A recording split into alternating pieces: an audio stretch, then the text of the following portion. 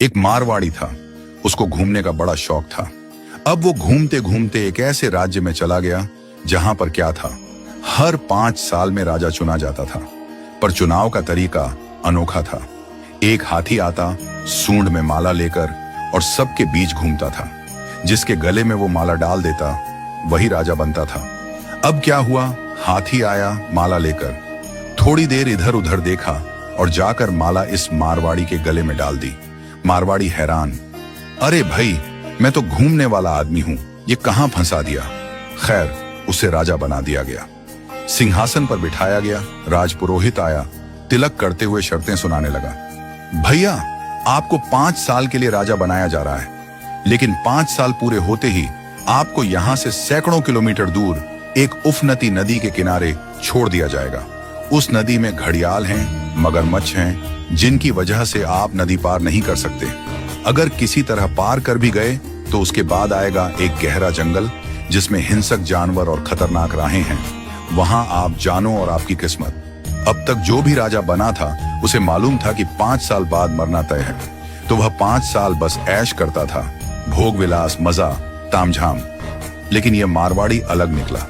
उसने सोचना शुरू किया, अब मुझे 5 साल बाद क्या करना है। राज्य की जो भी आमदनी आती थी उसमें से 51% जनता की भलाई में लगाने लगा, और बचे हुए 49% से उसने अपने आगे की प्लानिंग की। पहले साल उसने नदी पर एक पुल बनवाया, दूसरे साल उस पार के जंगल को साफ करवाया, खेती के लायक जमीन बनवाई, तीसरे साल वहां सड़कें बनवाई, लोग वहां बसने लगे, गांव और मोहल्ले बनने लगे। चौथे साल एक छोटा सा महल बनवाया जहां वह आगे जाकर रह सके। 5वें साल अपने जीवन भर का खर्च, जरूरी चीजें, अनाज, सब कुछ वहां स्टोर करवा दिया। अब 5 साल पूरे हो गए। परंपरा के अनुसार लोग उसे ढोल नगाड़ों के साथ विदा करने आए। लोगों की आंखों में आंसू थे। कहने लगे, ऐसा राजा हमने पहले कभी नहीं देखा। वो राजा था मारवाड़ी, शांत मुस्कान के साथ सबको प्रणाम किया और उस पुल पर चढ़ गया जो उसने खुद बनवाया था। लोग अवाक रह गए। हजारों राजा आए गए, मारे गए, लेकिन ये पहला राजा था जो भवसागर को पार कर गया। कथा का संदेश, हम सभी इस धरती पर सीमित समय के लिए आए हैं। ये जीवन 5 सालों की तरह है। जो इस समय को मौज में घंवा देता है वो अंत में उस भवसागर में गिरता है जहां मगरमच्छ, घड़ियाल, दुख और पीड़ा है।